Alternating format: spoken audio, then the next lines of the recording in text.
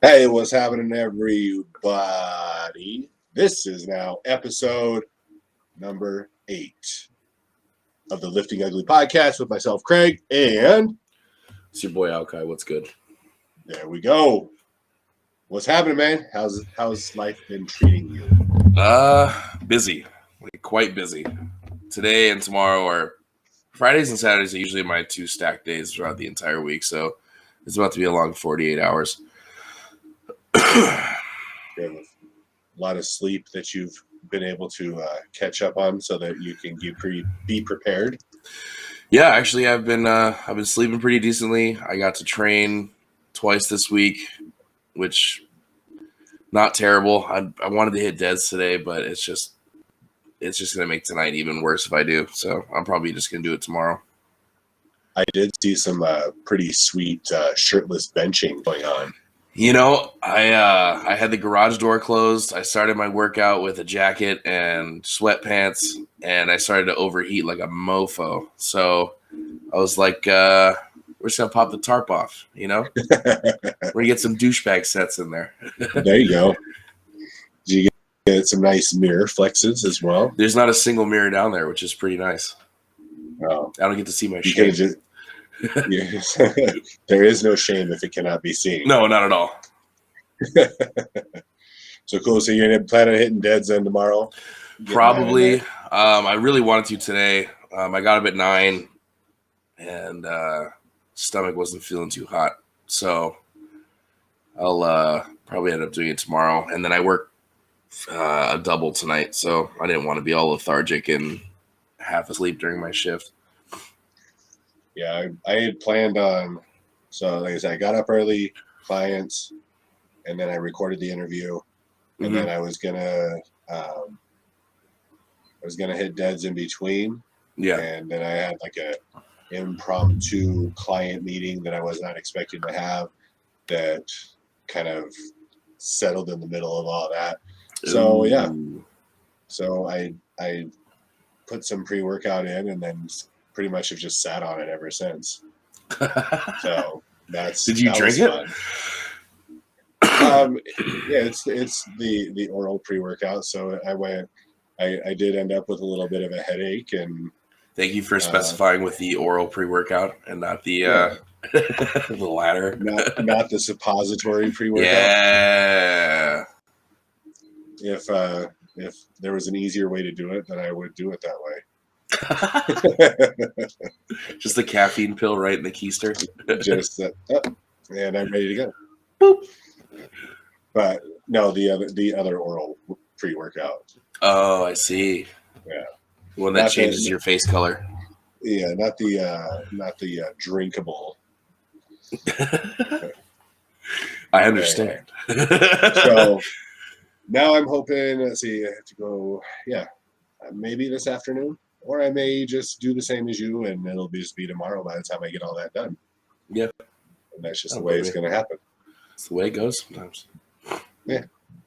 Can't complain too much. I did. Not at all. I adjusted everything to more volume kind of stuff this week anyway. Yeah. To give my shoulder a little bit of rest.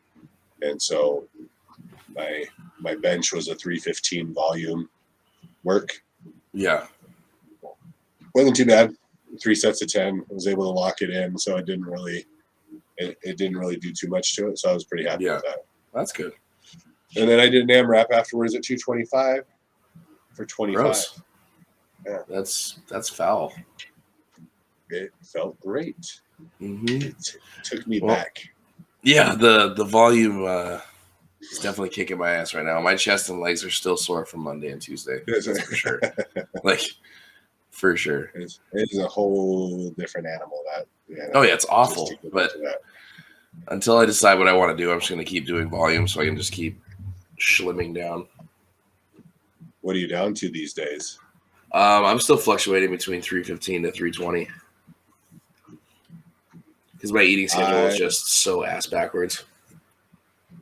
I weighed yesterday, and I was like, probably a little bit heavier today. Just probably a little more water intake. But yesterday I was 266. Oh wow! I have not been in the 260s. It's probably been like 3 years since I've been in the 260s. Oh wow, that's solid. Yeah, and power still appears to be there, so I'm I'm happy with it. I mean, the way I see it, as long as you're still slamming protein and whatnot, and you're prioritizing that, you're still gonna. I mean, you're gonna lose a little bit of strength, but nothing that's crazy substantial. And that's, I think, a lot of what in the quote unquote bulking or powerlifting. Yeah. We get into the I can eat whatever I want because I just need the fuel and the energy. And let me tell you, I've done it, and it's exhausting. Yeah, it's also that much more weight your body has to move, which requires that much more energy. No, I was scrolling through my pictures the other day. Gotta see if I can find it. It was a picture of me in my singlet. It's me and Keenan. I'm on the deadlift platform, and he's sitting next, like, kind of off to the side. Like, he was sitting on the bench, and I was deadlifting. Oh, my God, here it is. Just a chungus. That's one beefy man there. God, that was just 360 and miserable constantly. The fun of tying shoes at that weight. Wiping my ass, tying my shoes, going upstairs, eating, like, just winded, everything. Heavy breathing, you're just eating, yeah. Don't really wipe and sweat. Oh, God. Yeah, exactly. Every time I go to dinner, I'd have to keep like a handkerchief for my forehead. Everything's serious business when you get that weight. Oh my God, yeah. It's no kidding. So anyway, it's nice to be a little bit lighter. Mm-hmm. Everything seems to be moving equally as well. So nice. Went to a family function. My brother's like, "Geez, are you losing weight?" I was like, "Yes." Yes. Usually that's like, what the hell did you just say to me? Yeah. But I'm down to like the third notch on my weight belt. So I was, just wasting away. I mean, I can get down to my deadlift bar a lot easier, so I'm pretty happy about that. Like, I can brace up at the top and sink myself down and get to the bar now, and still stay in stay in position. That's amazing. See, if you can do that, then you're making progress. Mm-hmm. You don't have to get down there and be like, it's like exhale everything, get down to the bar, try and get as much air as possible, and then slip my back again. Yeah. So safety first. Safety first, always, children. Sometimes we have to lose weight to stay safe. Yeah. Gotta take care of ourselves out there. Mm-hmm. Let's see. So I'm going to attack the face of the week just because it'll be real quick. There's only one submission this week, so he's the automatic winner, and that would be old Randall Gallegos. Yeah. Or as the white people would call him, Randall Gallegos in the white terms. Mm-hmm. It is a pretty good face. I don't know if you. It is. Did you I did see it. I did see it. It looks like he is taking a very solid poo at. Like something is really just opening him up. Yeah. So, mm-hmm. regardless of if he's the only one or not, it is a well-deserved face. So it is. So, we're gonna give Randy some cheering and some applause that you can't hear, but it's.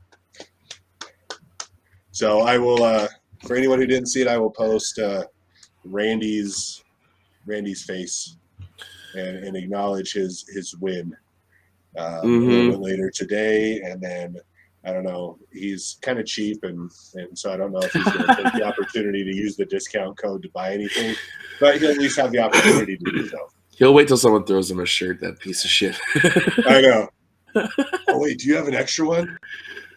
Oh, do you have a misprint? Like, yeah. Here. It's a smudged one. He's pretty good. He's just fun to make fun of because he's a good sport about it. But he also, he tries to dish it back to his best of his ability. Yeah, he's a good sport, and it's fun to have fun with those guys that are good sports like just that. A goofy looking motherfucker. which helps with his lifting ugly face. It does. No, I mean, like it's yeah. I like it. All right, so let's go through. We'll go through this kind of. I guess we'll hit this part. And I'm coming to you from Monument Fitness. You can follow at Monument Fitness on Instagram, or search Monument Fitness at or on Facebook. Everything Lifting Ugly, Lifting Ugly. You can find Instagram, Facebook, all that happy stuff. And if you so desire, you can follow on TikTok as well. Because of gayness.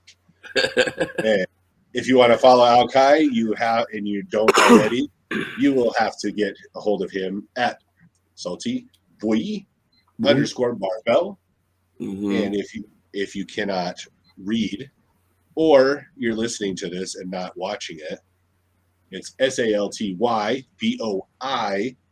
hence the boy _ barbell. Get a hold of him for all your coaching needs. And then if we you do our best. That's right. If you can find him on his normal Haman _Hapia, he will direct you in all your cyber terrorism needs. Because apparently I am a shadow banned freak. So that's right. Hey, Instagram is ridiculous. You're a multi-talented fellow. I'm apparently just on the watch list. I'm a dangerous man. He's a bad man. Bad man. All right, then you can get a hold of me as well for any life insurance. Or I've been instructed, anyone who is looking for a tax-free retirement option, I also have directions that you can go for as well as your regular life insurance needs at Craig _legacy _life for said things. For all of your graphic needs and art needs, Mr. Zahn at zontopia.com or at Zontopia. Get a hold of him. And when you decide that you want to quit being a freeloader and you want to help us keep on trucking, you can help pay for the podcast. That's right. Patreon.com /lifting ugly.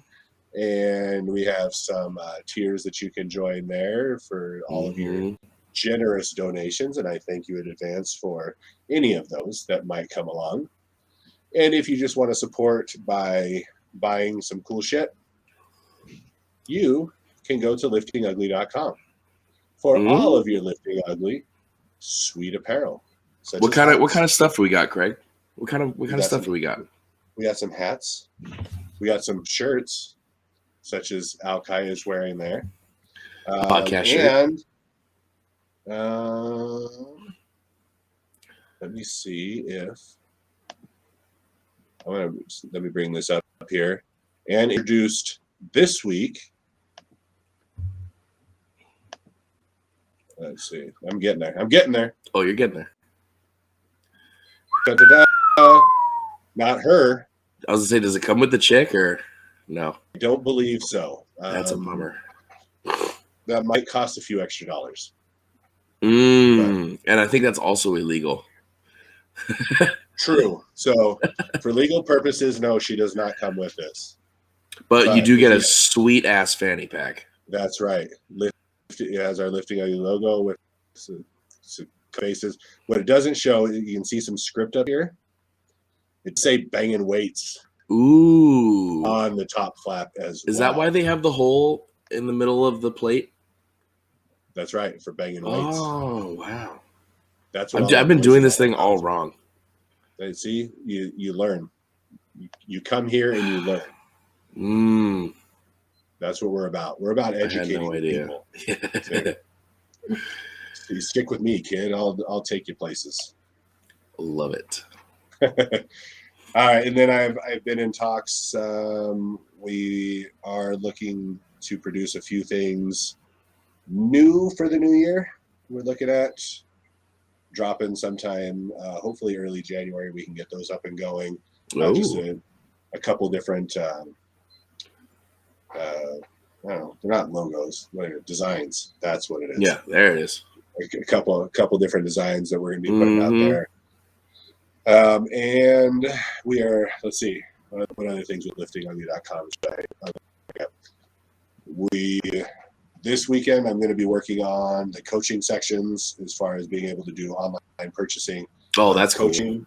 From either one of us that can be purchased, so either nutrition, coaching, combinations, competition, kind of prep and coach and all that kind of stuff. Yeah. Anything coaching related, we will have those sections. I should have those up by the end of this weekend, and hopefully between the two of us, we'll go back and forth on what we're offering and what you're looking to get paid for such things. But all that should be by the beginning of next week. We should have that coaching. Oh, that's cool. Online. I like that. And along with that, what we're also looking at doing is offering kind of I hate New Year's resolutions, but it still is. It's a time period. It's a set time that people can just say that they are going to start something. Yeah, so sure. we're looking at putting together kind of a resolution package. So, it might be, a month or 3 months of coaching, a shirt and a hat or a sweatshirt and a hat or something like that. I like that. So, yeah, that's we'll cool. do a combination where you can pick coaching from either one of us, and we'll provide that for you for whatever duration of time we come up with. You'll get a hat and a sweatshirt for X amount of dollars, whatever that. So just be on the lookout for that. Yeah, that's cool. I like that. Next couple of weeks, we'll try to get all that put together. We're making moves. Yeah, no, I like that. That's super cool. So we're gonna. That's my goal this weekend. That's my job this weekend, is to get that. Because I have to have a job doing something that is going to start making some money. Oh God, I feel that. So, all right. So that takes care of all that. So as we talked about last week, we had a guest. We have a guest. Unfortunately, she's not going to be live. I did have to record this earlier. Mm-hmm. So what we're going to be able to do, it does run. Let's see, where are we at in our time? We're about 18 minutes. So it does run roughly 45-ish minutes. Yeah. As far as the interview goes. And I did do white lights, red lights with her as well. And that's not a euphemism. I did play the actual same game I play with you. It wasn't a different version of white lights, red lights. I wasn't like, what can I get away with? It's the same one. So I'm going to bring that up. I'm going to play it. I will take, I don't know. It's up to you. I can leave our screens on, and that way, if you have anything you want to input, you can input, or I can kind of just take ours off and we can just let it play, and then we'll talk about it after. I feel like if we do it to the side, we can like have our little input here and there. That'd be kind of cool, so I don't forget anything. Okay, that'll work, and then I should be able to just kind of pause things as need be. Yeah. So here is my interview I did earlier today with the WRPF. We go over kind of what her, I don't know, there's not really an official title. She does a lot of things. She's a WRPF America's committee member, referee, meet director. She is the referee that qualifies referees and so on. And then I can't say exactly what, but I do have some inside knowledge as to what's coming in the next couple weeks. But it's not official till then. Yeah. So we'll call her the head. What was that? Head of the WRPF in Colorado for like director for the Rocky Rocky Mountain. Yeah. Yep. Yeah. So that's what we're going to refer to her as. We do go over all that kind of stuff, as you will see. So I'm bringing that up right now. Da, da, da, da, da. Hey, look, there we are. And here we go. Maybe. My button. It's not playing. Ooh. So hey, what's going on, everyone? So we do have our guest finally this week. So WRPF America's committee member, referee to the referees, meet director, meet promoter, and I don't know, probably a few other things. So we'd like to welcome Salina to our podcast today. How's it going today? Good. How are you? Doing just dandy. Thank you for asking. Good. So we'll start. We'll start off. I'll just have you tell everyone a little bit about yourself, background in powerlifting, what in broad terms, what got you to where you are today? Okay, so I started powerlifting, but not actually competing in the sport I started doing the power lifts back in 2012. I didn't do my first meet until about 2013, and that was a USPA meet. What got me into powerlifting was I was working at a gym, and one of the trainers, or actually the owner, had a strength training class, and he convinced me, and along with a couple other trainers there, to do this powerlifting meet. And at the time I was like, what the fuck is powerlifting? Like, I don't know what the shit is. So they explain it, and they were talking about like the singlet and shit. And I was like, I have to get up in front of everybody to fucking lift in a fucking singlet. You know how unflattering that is. And it was honestly more intimidating than anything because I didn't know what it was. But I decided to do it. And it was like me and 4 other people from the gym. And that was the Colorado State Championship with USPA, actually. And there were, I believe, 5 of us girls at that meet. And it was very intimidating. I had a girl, you vet other lifters, and there was a lifter from Wyoming, actually, and her name is Hallie Killian, and super intimidated by her. I don't get intimidated by a lot of people, okay? But she's pulling, over 400 pounds, and I'm like, I think at that time I had just hit 225.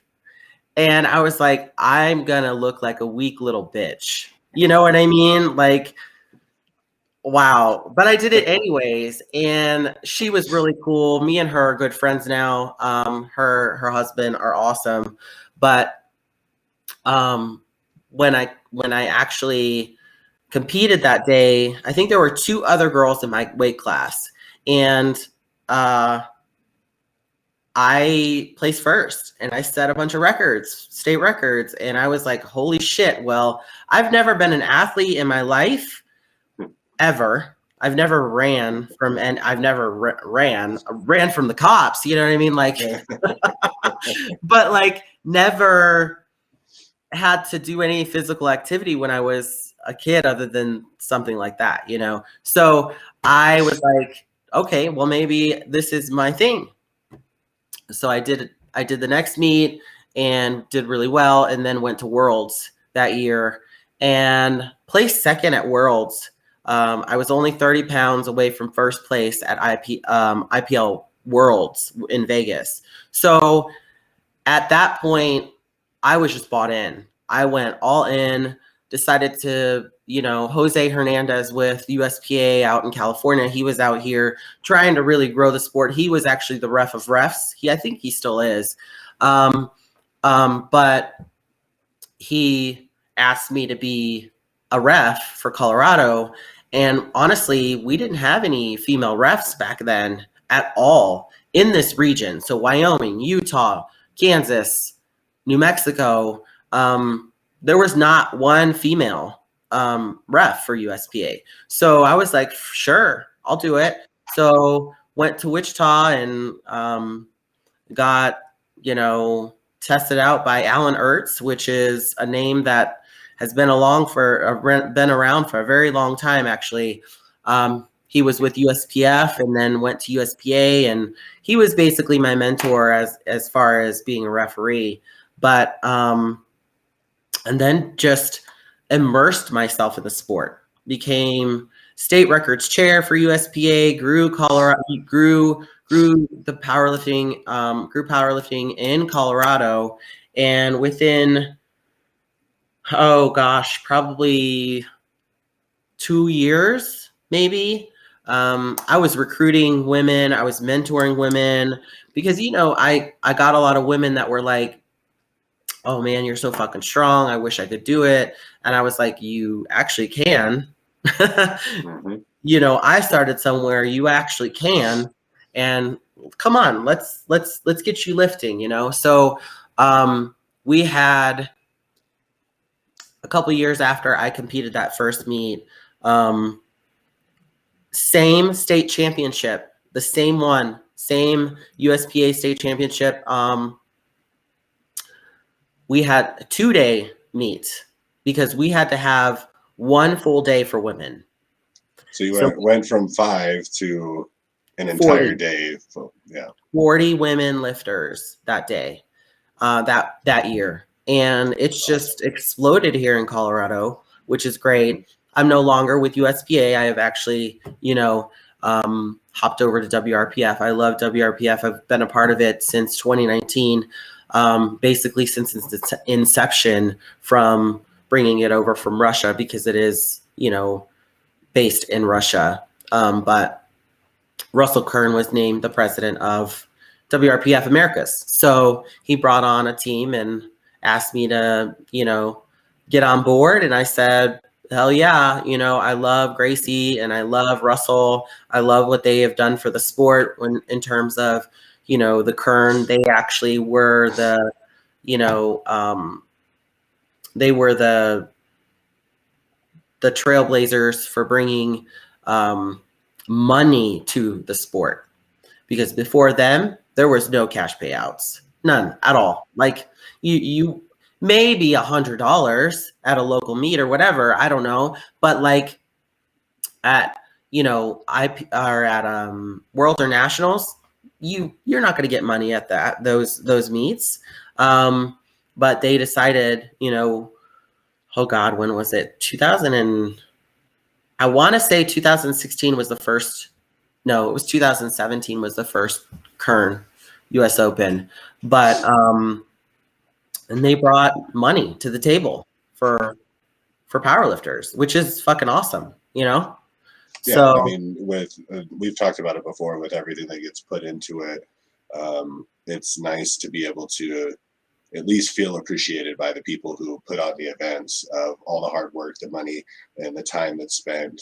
Oh yeah, getting ready to, regardless of what it is, whether it's just a little bit of this, a little bit of that, to feel like someone's like, okay, yeah, good job, thanks for showing up, we appreciate it. Without you guys, we wouldn't have anything. Yeah, and so absolutely. So definitely to have people that can understand that makes a huge difference. Oh yeah. And then obviously, and I was going to say as well, people like you, women like you, that have helped kind of make it more comfortable for other women to make it so that other women feel comfortable stepping on the platform, wearing the singlet, which isn't flattering. It's not flattering for anybody. I don't care what kind of shape you're in. It's not a style that really accentuates anything on anybody. Yes. But it makes and you guys help create an inclusiveness to help women join on that. And then on that token, at the event, the Beat Down and Barbells where we met, the women's overall champ Danny, I told her that my daughter was there watching. She's like, just beelined over to her. Where's she at? I want to talk to her. I talked to my daughter and was like, hey, what'd you think? She's like, oh, I loved it. And she's like, if you ever have any questions, ever have anything, here's my social media, blah, blah, blah, get a hold of me. Yeah. I'm like, yeah, that's the kind of shit you do not find anywhere else. Oh yeah. Danny, me and Danny go way back. I was joking with her during weigh-ins because I've known her for such a long time, and yes, she's one of those women that are very inclusive, that are, like, yes, I'll take you under my wing. I'm not too good for anybody. You know what I mean? Even though she's fucking amazing.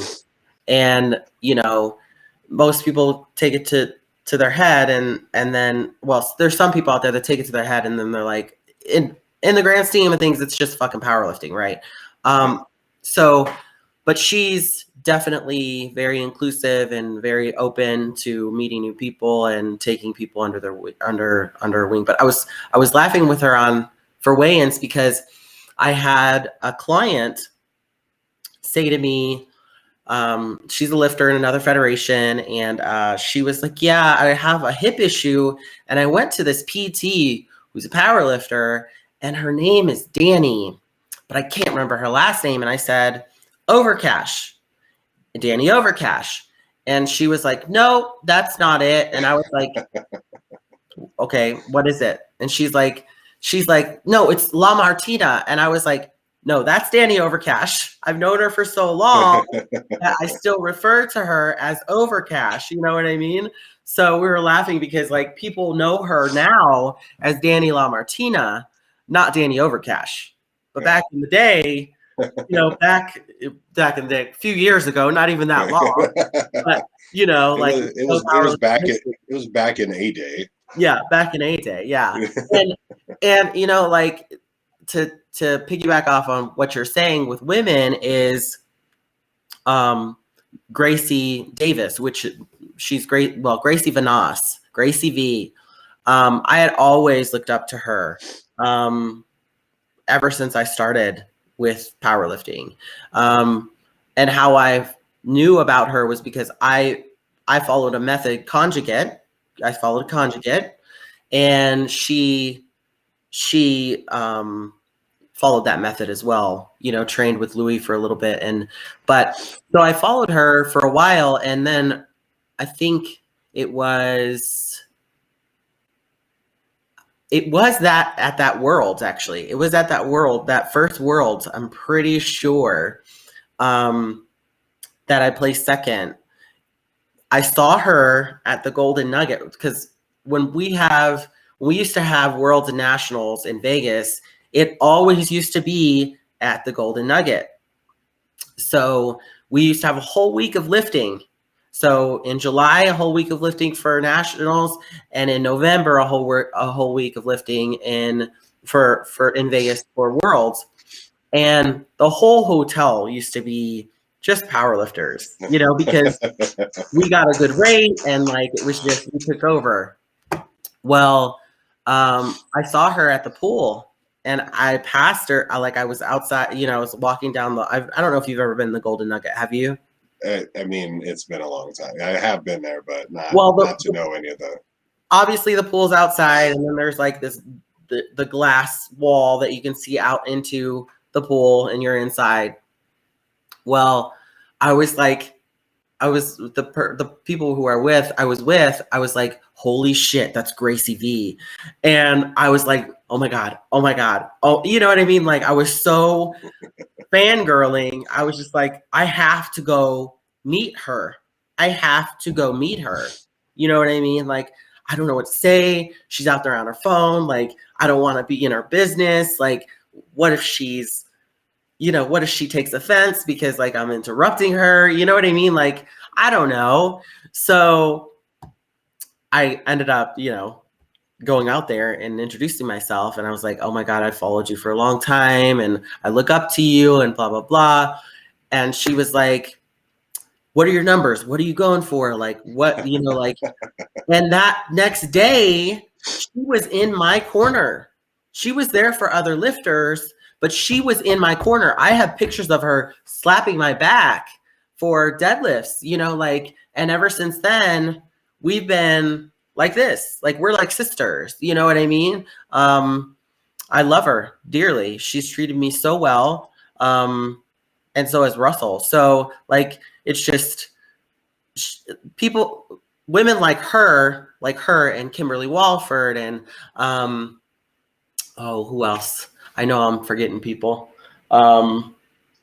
Just other women in the sport who have been in the sport longer than me took me under their wing. So I feel not an obligation, but like I should pay it forward. You know what I mean? Like, I was intimidated too when I first stepped in. So why not give that back, that knowledge and that support and that encouragement to other female lifters that are coming in. You know what I mean? Yeah, the next group Yeah. that's going to be coming into the game. Oh yeah.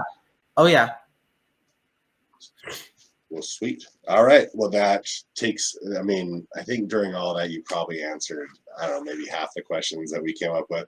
So Yeah. I had questions that I had. Alki had questions he had. So I'm just going to kind of shoot through them. Sure. And just kind of get an idea. They're all WRPF based, so that way anybody who listens can get a good idea of what the federation's all about. Yeah. In maybe a little bit more than, and obviously you've described a lot of what that is already. And I believe you kind of answered this already, but how long has the WRPF been in America? I know it's been a federation, like you said, over in Russia Right. is where it started, and I'm assuming it's been there for quite some time. How long has it been established here? So it's been established here for about 3 years. Okay, so it's still relatively young. Yes, we are in the embryonic stages. Yeah. And then we've gone over your roles, many Yeah, roles roles. that you take on. I wear many hats. Yes. And then as I was looking on the website, you touched on it a little bit. I was going over the WRPF Pro Series. Yeah. So they had, as the Pro Series, your overall first place for men and women, equal pay of $10,000 for first place, $4,000 for second place, which Right. both are great. I mean, it's a great give back to those that have put into it. Oh yeah. Did you guys? Was the Pro Series, has that been since the inception, or when was that put into place? So that has not been since 2019. Actually, that started this year. So, okay. And the way the pros, so we don't know how it's all going to look next year. It'll be announced. We're still looking at it and how it's all going to play out. We do still want a Pro Series. We do still want something like that, obviously, because it's always been where Russell wants to pay out lifters, and Gracie wants to pay out lifters for their performance. But this year it was the Kern, the Showdown. So the Kern in San Diego, the Showdown in Kansas City, and then Reebok Record Breakers in San Jose. What is it? What was the city? San Jose, in that area, right? Yeah. California. Yeah. But so, for instance, that was the final payout, yes, but they still had payouts. We still had payouts for people who won first, second, third place at the Kern, first, second, third place at the Showdown, first, second, third place at Reebok Record Breakers. So think about that. Think about if you win your weight class, or if you place you're the top male lifter, top female lifter at the Showdown and at the Kern, then you get first place from all the 3 series, because you only had to compete in 2 out of the 3, right, to be qualified. Okay. So that's some money. That is some money. That is awesome. It's fucking fabulous. So yeah. So there's plans to continue that. I mean, obviously that's something that they want to continue year after year after year. Right. Yes. But that's even a newer idea than the WRPF America in general. So it's even more of a work in progress than the growing of WRPF in general. Yes. Okay. Yes. Absolutely. Right, so there are plans to continue that for this upcoming year. Yes. Yeah. And so then my next question would be, as far as I know. So as far as I know, there's an idea for it, not necessarily that it's set, but that's a goal. So what does it take for someone to qualify to compete in the Pro Series? Well, you have to have, so the qualifying total is released every year. Okay. So usually there was a standard back in, it first started out with, being there was a standard in 2017, and then it grew and grew and grew because lifters are getting stronger and stronger and stronger. So each year it's reevaluated by the previous year, obviously, to get a qualifying DOTS. Well, it used to be Wilks, right? So now we've turned to DOTS, and it's a new formula with a coefficient to make everything pretty even, or, you know, level out. So now it's a DOTS formula. So I don't know the science behind that. I have no idea. I'm not that fucking smart, you know?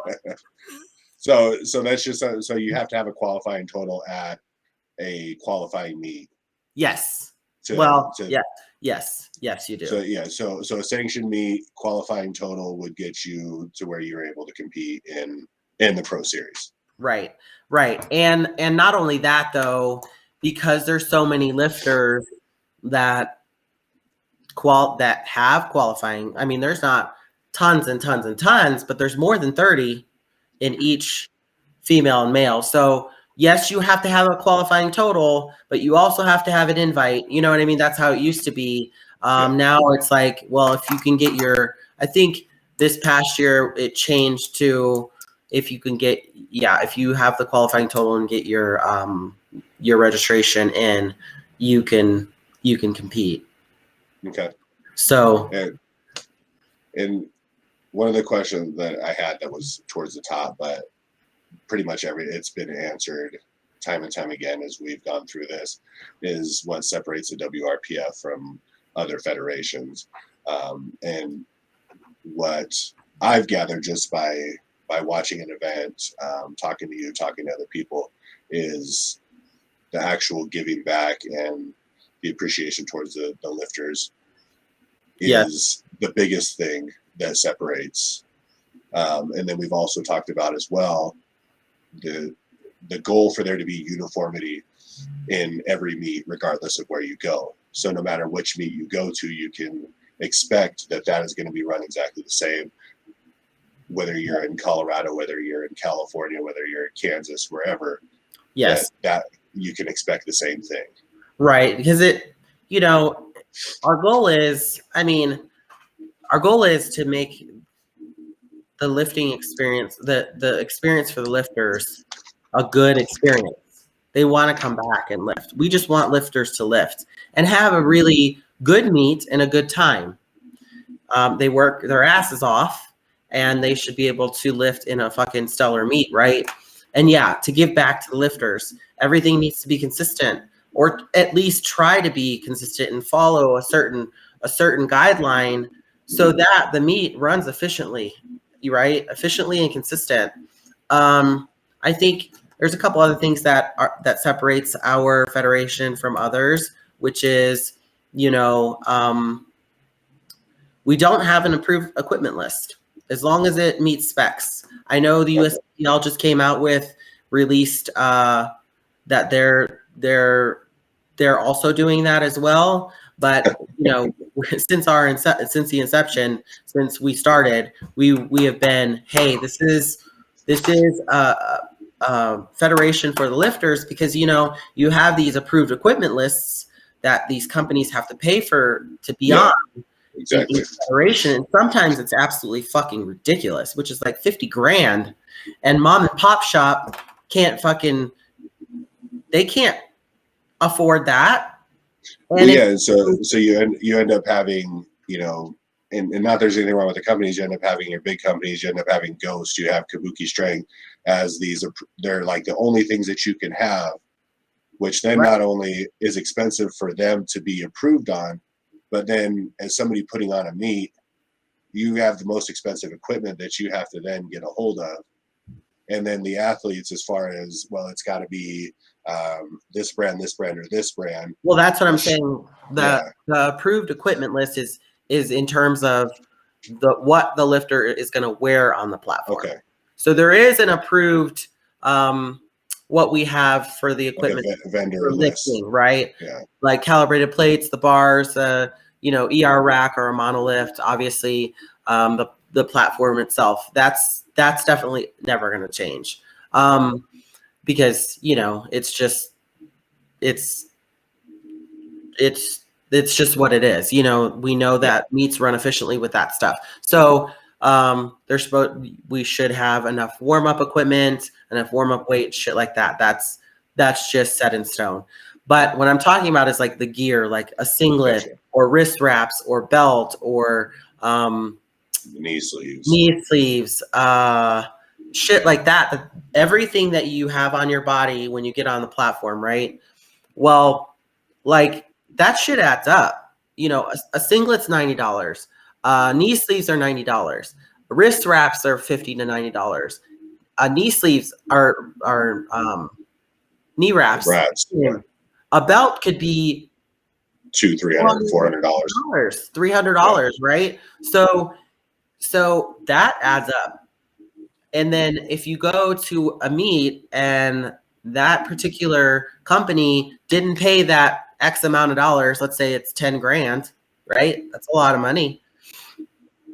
And you show up to a meet, that's a big meet, let's say Worlds or Nationals, and the ref that's weighing you in says, and checking your equipment says, I'm sorry, you can't compete in that. It's not on the approved equipment list that says, you know, SBD, you know, Titan, all this shit. These are the brands that are approved. And what is the lifter supposed to do? Yeah. They're shit out of luck. And that's not a really good experience. That's stressful. Not only that, you have to buy new equipment now.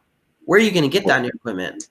And you already paid the entry fees to right and the registration fees to compete.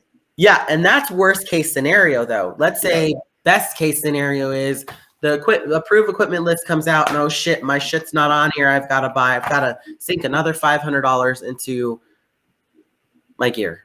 Yeah, exactly. That sucks. It's a hobby. Yeah. For most lifters. For most lifters, it's a hobby, right? Well, yeah, so, there's not a whole lot of them out there that are actually making a living by lifting heavy shit. Right. At least not on a platform. Exactly. So then that takes me to and we've talked about it before because I was curious for my own place is what it takes for a gym to be certified. And you briefly touched on calibrated plates, the combo rack, the monolift, deadlift platform is a plywood platform that's carpeted, and that's what the platform is. Yeah. Do you guys have specific brands that you allow? Or is it just as long as those brands spec their stuff out correctly as, you know, as far as how they produce their stuff? Just so long that it is, it's, you know, it's a monolift or an ER rack, right? Or competition, you know, bench and squat rack, right? So, like you're not going to have someone squatting out of a Smith machine. You know what I mean? Yeah. Or in a regular squat rack, that's not going to work. In terms of certifying the gym, so there's two different things there. So certifying a gym as a WRPF affiliate is a different program, but being able to host a gym is separate from that. So like to be a meet director, you have to yourself have competed in powerlifting, right? Because you have to be a ref. But you could host a gym like Zach hosted the gym or hosted the powerlifting meet for beatdown and barbells. He hasn't competed, but he has all the equipment, right? And so he was just our host gym, and me and Jacob were the meet directors. So we came in, we went over a timeline with him every month of this is what we're gonna do. We're basically providing, you know, this, and we need you to get this, you know what I mean? And it's really working with gyms on seeing how much they're going to want to help, or if they're just going to say, hey, I'm opening the doors to you. You have the full run of everything. Like, I don't want anything to do with it. It's just my name being on the flyer. It's my name hosting the meet. But Zach wanted to be very involved, which is great because he's awesome when it comes to running a meet. He definitely knew, you know, how to logistically help and pull it off and it go really well. You know what I mean? So and to provide that experience to the lifters. So there's certain levels, you know what I mean? Yeah. So you could say to me, like, you could say to me, hey, I want to run a meet, like you said, like I'm interested. Let's see what we can do. And we would first need to see your gym, see how the layout is, what you have in terms of warm up racks, because that's important too. You don't want 40 lifters warming up on one rack in the back. Yeah, and as we talked about, the layout of my gym is far too like it's everything's separated, so it's not an open enough concept to where the gym itself would be able to. Not to say that I wouldn't at some point like to have an alternative location that basically we would rent out. We've talked about that part, right? And then and we'll talk another time about the other as far as like the WR being a WRPF gym, because and what that takes. We'll discuss that another time. Just definitely. Because that would definitely that interests me as well. Yeah, absolutely. And so then on the token, as far as like you said, to be a meet director, you have to have competed, because you also have to be a referee. And we've talked about what it takes to be a referee, but just so anyone listening knows, if they're interested in being a ref, what does somebody have to do to make that happen? So in terms of so both, let me finish the meet director stuff. So we've actually streamlined that, and anybody that is interested in being a meet director for the WRPF can actually go to our website. Okay. So, so they can go to our website, and there's a drop-down form that says meet sanction application, and they just fill that out and submit it. Which then home office will see who it is and check to see if you are in fact, there you go. In fact, I was prepared. Yeah, you were prepared. So there's that. So all you have to do is go. Usually, it used to be, and I think it still is in other federations, is that you have to go through the state chair. Okay. Well, it's very nice to work with the state chair for sure, because the state chair knows your refs, right? Knows the refs. So yes, you want that that buy-in, obviously that support from the support from the state chair. They're your resource, so you want to be in contact with your state chair, just for that resource. But you can definitely apply to be a meet director through the website, the WRPF.com, right?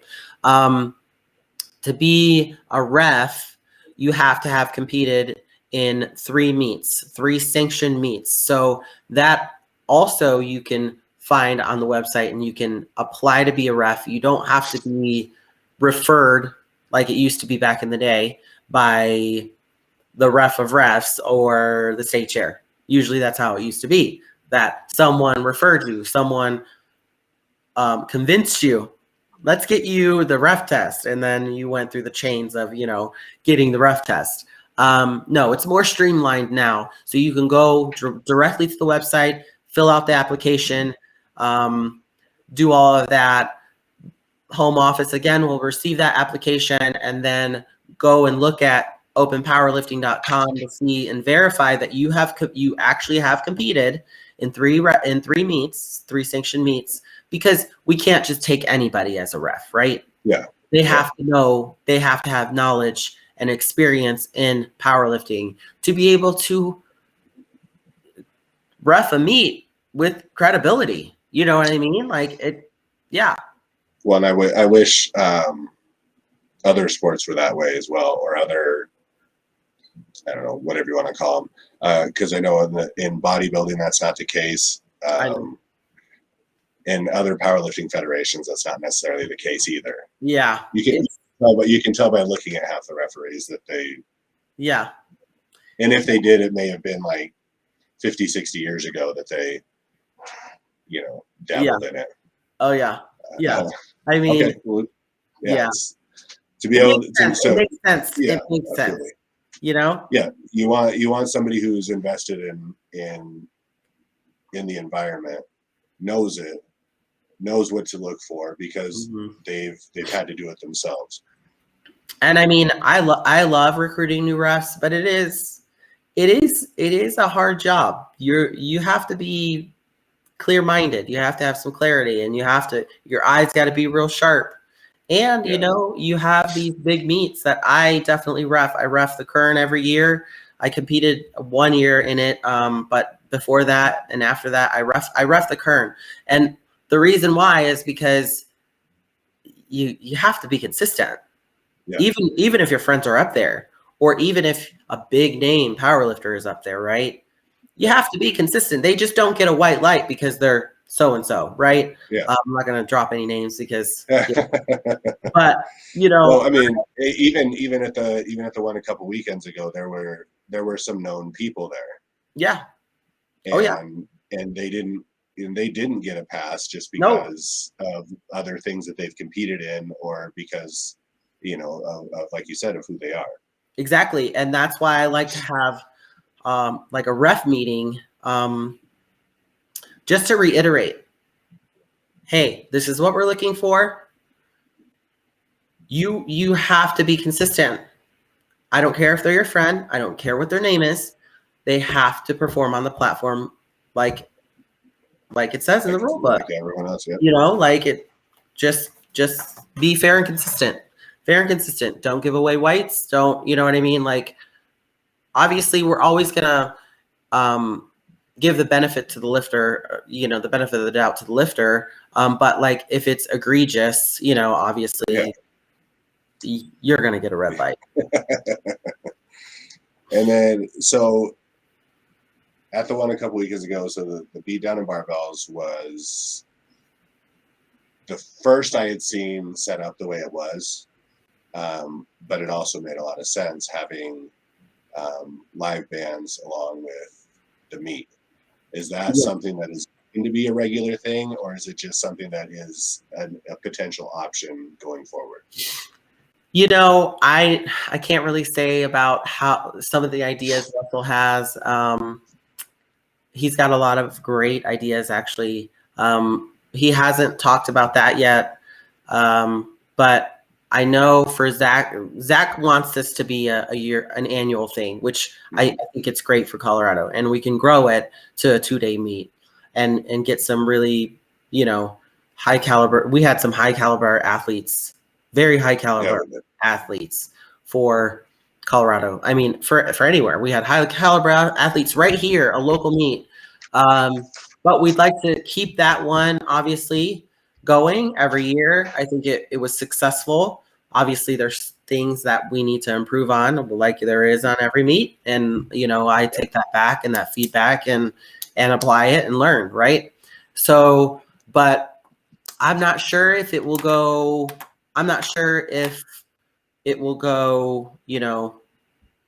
nationwide with that. I don't know. It was a fun meet. It was awesome to have bands in the middle of everything, for sure. I think just some fine tuning with the timing of everything, and obviously, like, with the first time, you're kind of trying to feel everything out as it goes. But the idea, and it was really cool to just, in between bench and deadlift, you have this band that just starts and just goes off. And it's great. It's kind of, it all just fits well together. Yeah. And so I don't want to take a whole lot more of your time, but I don't know if you've listened to one of our podcasts all the way through. And it's fine. You don't need to answer, because I maybe just don't want to even know the answer. So anyway, we do at the end, we do a white light, red light game. Oh, wow. So obviously, okay, I give some topics, and obviously 3 white lights is 100% positive, 2 white lights is pass, but there might be a little bit something in there. Okay. And then red. So, just the same thing as judging. Wow. This is you judging. This is me being judged? No, you're not being judged. You are judging. Oh, I am judging. Yeah. So I'm gonna give you 4 kind of topics, and then you give me your rating on them. Okay. All right. So you ready? Yes. Okay. So the first one would be like the big ass duffel bag gym bags being carted around. What is your thoughts on those? A big ass duffel bag being carted around. So people come out with a big ass gym bag just full of like shit for every single lift that they ever do, but they bring in the same bag regardless. Okay, but is it to the gym or are you just taking it everywhere with you? No, it pretty much gets like toted around like to every place that they go. That's one part. Like, cause I have a gym bag, but luckily I also have an office, so everything just kind of sits in here. But if I go travel, so this is just my thing. So if I go travel, I'll take my gym bag full of all my shit. I do too. But then when I go into the gym, I don't take the entire thing usually in. I just take what I need for that lift. Oh, no. So that's a me personally thing. Okay, so I'm half and half on this because I will take my gym bag with me and I have my wraps, my knee wraps, my knee sleeves, my belt, three pairs of shoes. Yep. You know what I mean? My pre-workout, all that shit, right? I mean, I do not, and I'm one of those obnoxious flyers that will not check my fucking gym bag. I will carry that shit on with me. Like, I will, because like, what if it gets lost? That's right. My custom belt is lost. You know what I mean? Lot of shit. Yeah, it is. Gone. But I do keep it in my car at all times. Okay. And I take it in every single time to the gym. Okay. Do you carry it around with you as you go through the gym, or is it just something that you? Oh, it's something I just throw in the corner. Okay. So you're probably you're probably I would say that would be more of a 2 whites, 1 red. 2 whites, 1 red. Yes. Yeah. I think I was leaning towards that too. Okay. And then, so as you said, you keep that in your car, which brings me to my next one, as using your car as a traveling storage unit. Oh. So here's kind of the caveat to that. Is your stuff always in your bag in your car, or is your bag in your car and your shit just all over in the car? No, my car is pretty clean. Okay. So you keep it organized. My car is pretty clean. Yeah, I used to be like that, and it's very chaotic, and I hate it. So I try to clean my car out once a week, and it's just like all of my gym stuff is in its bag. So but my kids and their gym shit is everywhere sometimes. So. Well, then I would say 2 reds, 1 white. Yeah. Yeah, you only have so much control over what the. Yeah, that's true. All right, so then the next one is, it'll take a little bit of explanation. So cleaning of gym gear. So I would say like 3 whites is your regularly cleaning everything, and then 3 reds is just kind of that rank as fuck type of, like it never gets touched. Where does your gear stand in that?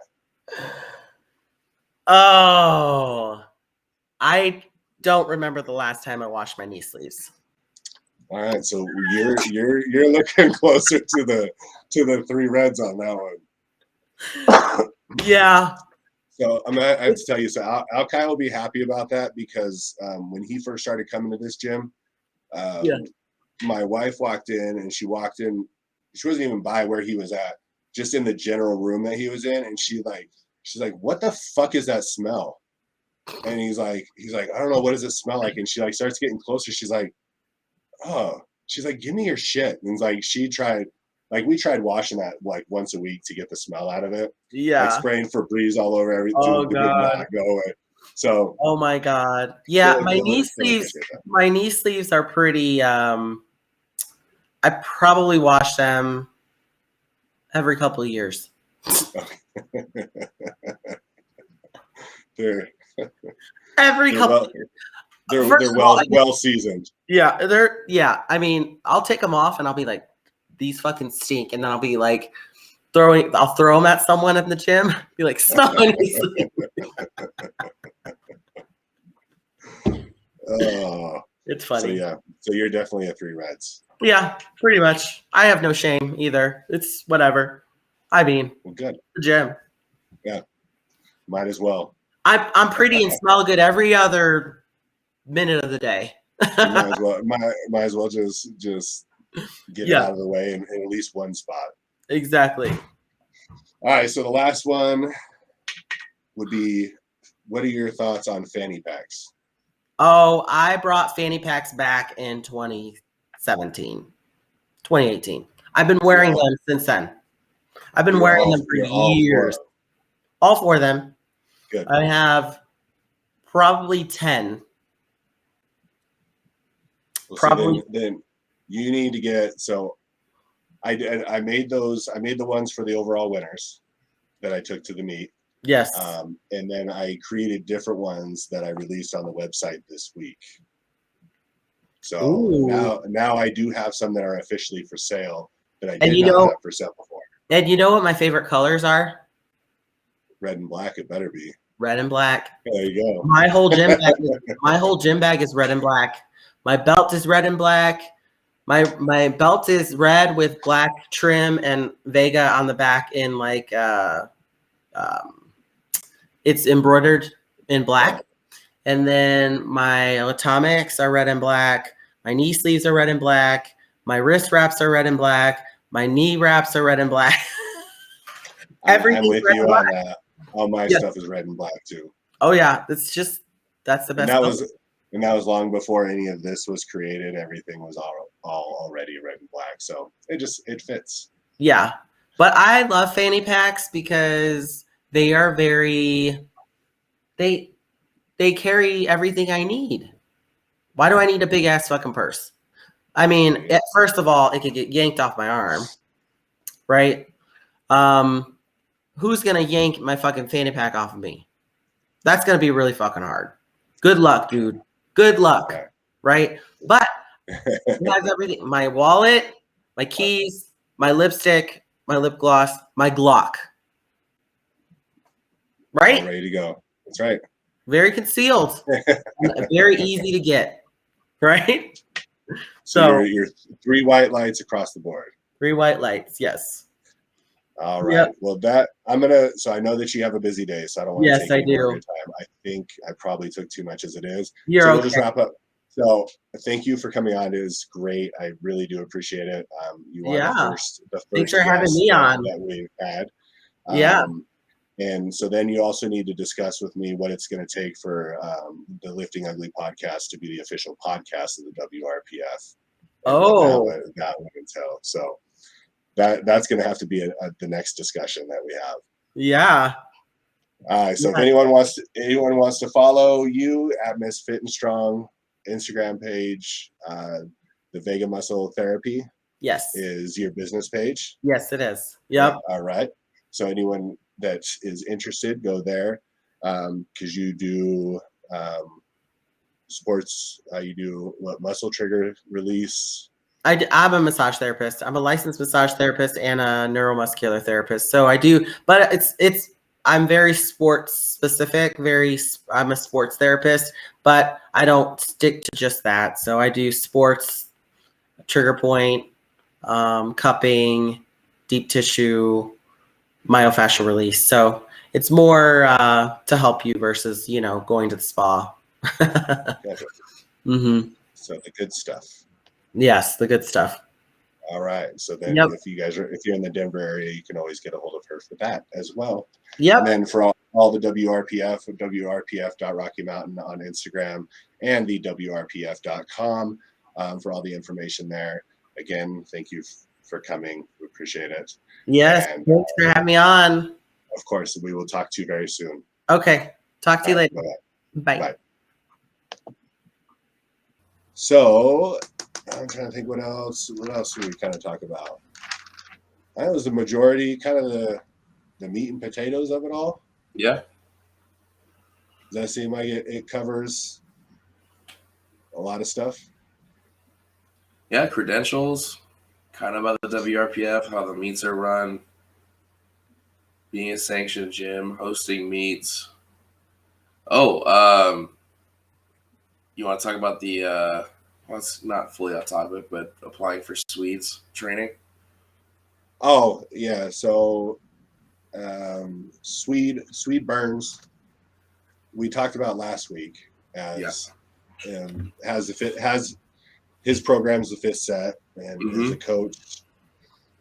So he actually, it's funny to see that he posted up, I think it was Tuesday or Wednesday, very specific instructions on how to email him as he was taking on 2 or 3 new clients that he would coach.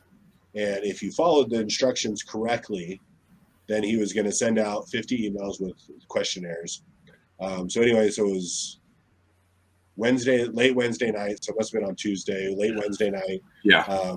I got an email with a questionnaire. So, cause I applied for it, cause I'm like, shit, this opportunity doesn't come around all the time. So it really doesn't, man. So I figured if I get the opportunity, I'll find a way financially to make it work, because the payoff would be, kind of like you said, in this life that we've chosen, it's kind of a priceless deal that, in as far as the future goes. So I filled out the questionnaire, sent that back. I haven't heard anything yet. I imagine he has to go over 50 of those. It's not going to be, a quick process for him.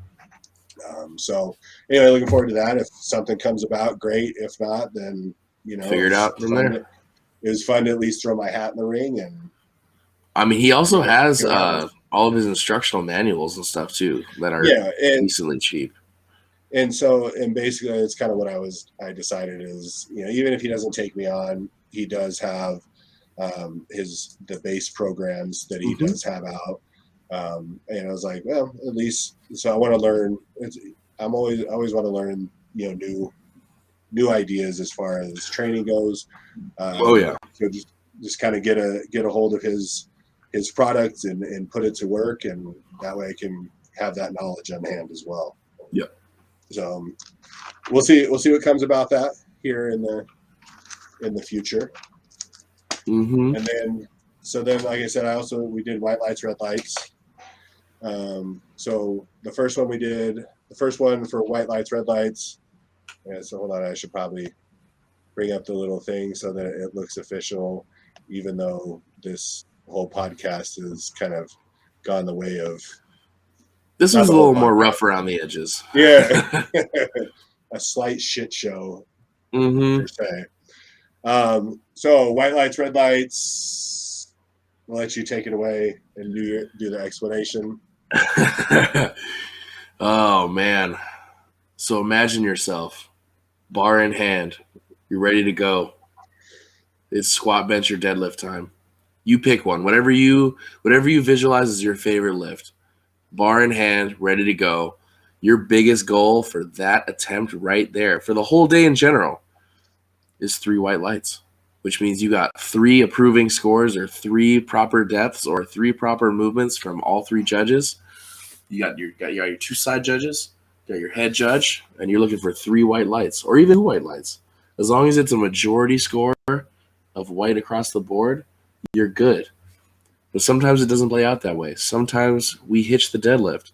Sometimes we pass out. Sometimes we don't hit depth. Sometimes we miss a command. It happens. I get it. But that means you're going to get a little bit more of a red score, which isn't good. 1 red, passing. 2 red, not good. 3, shit, you're not going to make it that day. But it's okay. Ultimately, we want 3 white lights or 2 white lights across the board. And that is a passing score. White lights, positive. Red lights, negative. All right. So first on the agenda, I kind of know your place. So big-ass gym bags. Carting around a big-ass gym bag. I originally started with a big-ass gym bag. It was a Decline, like luggage bag. And it was bulky. It was big. It was too much. So big ones. See, unless you're like a geared lifter where you need like everything plus your shirt, your squat suit, your deadlift suit, your briefs, you know what I mean? Like you got all kinds of shit. So if you need a bigger gym bag, I get it. But in regards to like what I need, just knee sleeves, shoes, elbow sleeves, wrist wraps, and my belt. I can fit that all into a decently small bag. So I'm gonna say huge lifting bags, 2 reds, 1 white. And you drop your bag in one single location, Mm-hmm. and then dig out of it. You're not the carted around the gym type of person. I don't need to. Like if it was a commercial gym, yeah, I had to do that when I was at Mesa Fitness and whatever because I don't trust people. Period. But at our spot, totally can. Because I don't think anyone's gonna dig through my shit.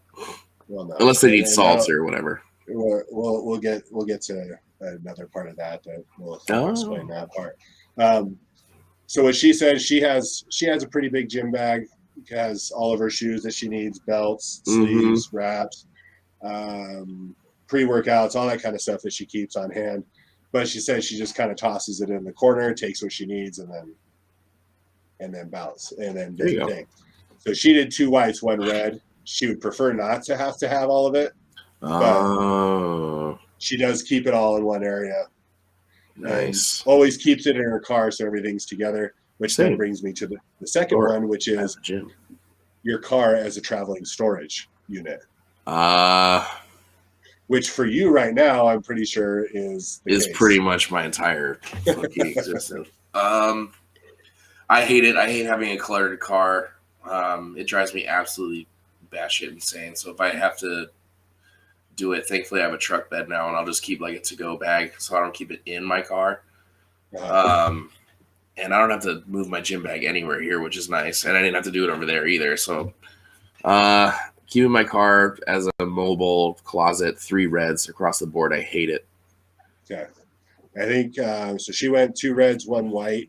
That's just because she has to cart around her kids and all their all their gym and that equipment. And she said, whereas hers gets kept in a bag, theirs kind of just gets tossed everywhere. Yep.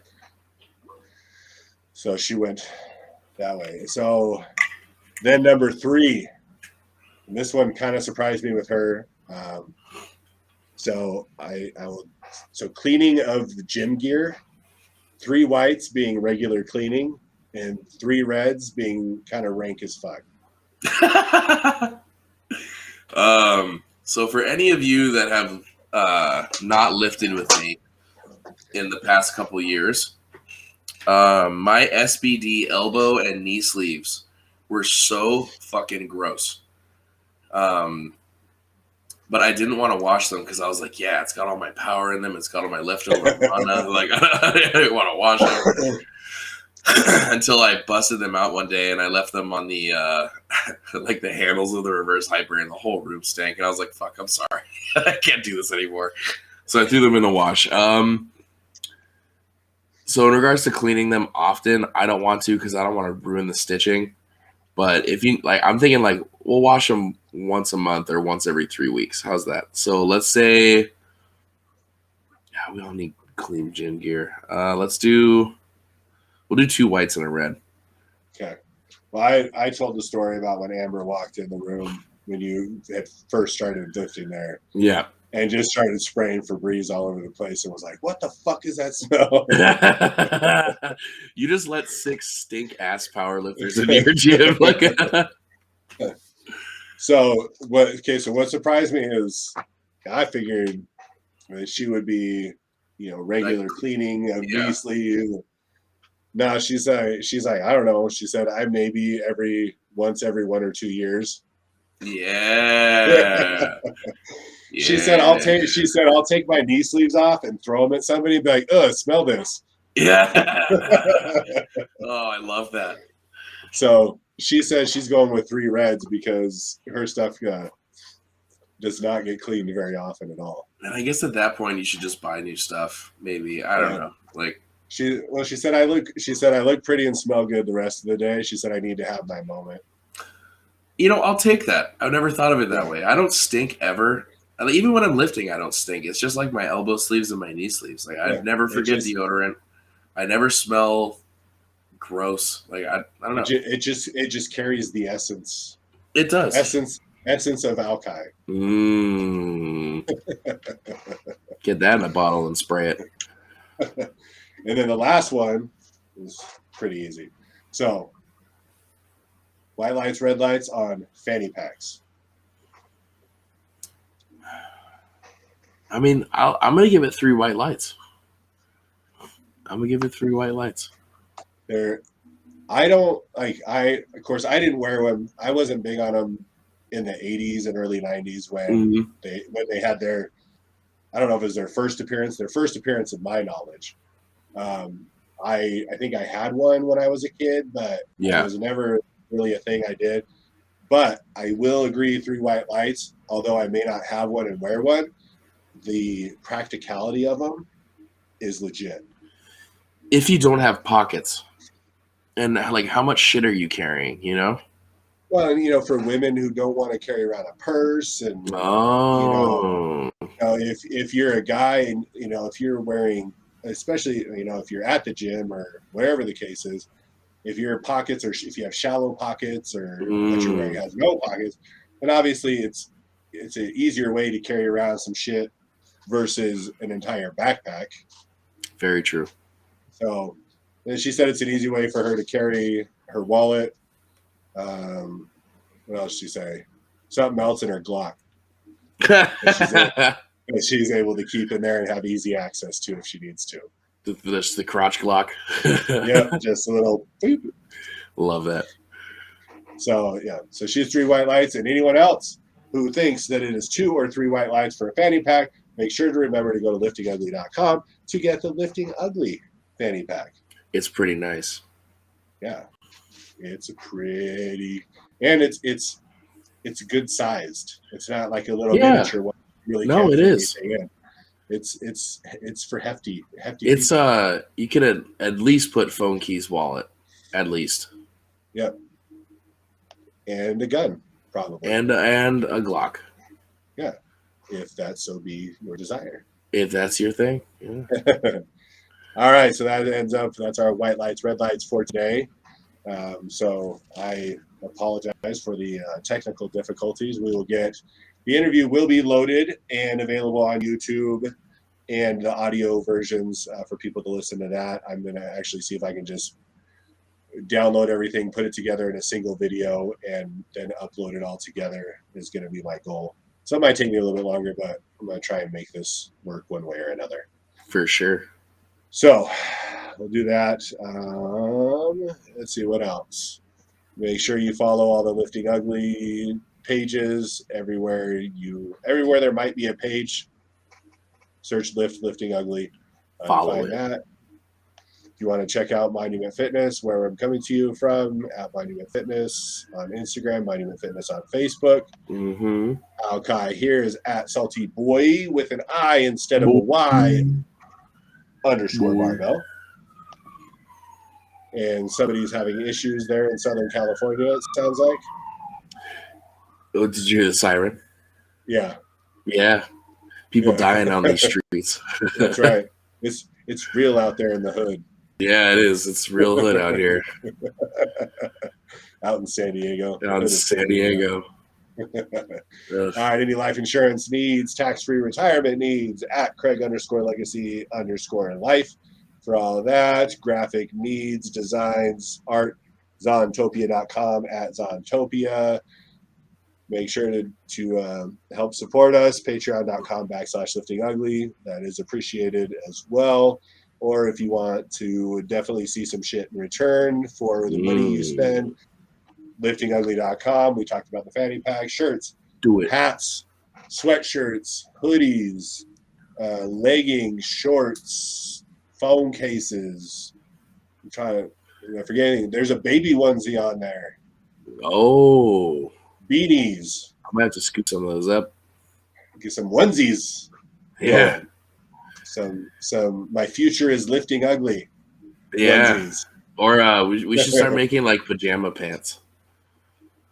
That would be. I need to see if they have those available. I keep waiting for them to make regular sweats, but I can't get a hold of regular sweats. Everything is a jogger, which I just can't do. No, I'm not gonna wear that. I don't want my ankles strangled. No. So anyway, visit liftingugly.com for all of that. That pretty much wraps it up for us today. Again, this part seems pretty short, but I'm going to try and cut it in with the interview. So it will be a much longer podcast in the end.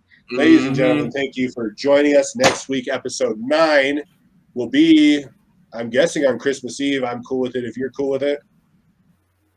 All right. We'll see you guys Christmas Eve. Happy hunting this week with all of your shenanigans with Christmas time, everyone. Oh, God. I got to start doing that. Oh, good Lord.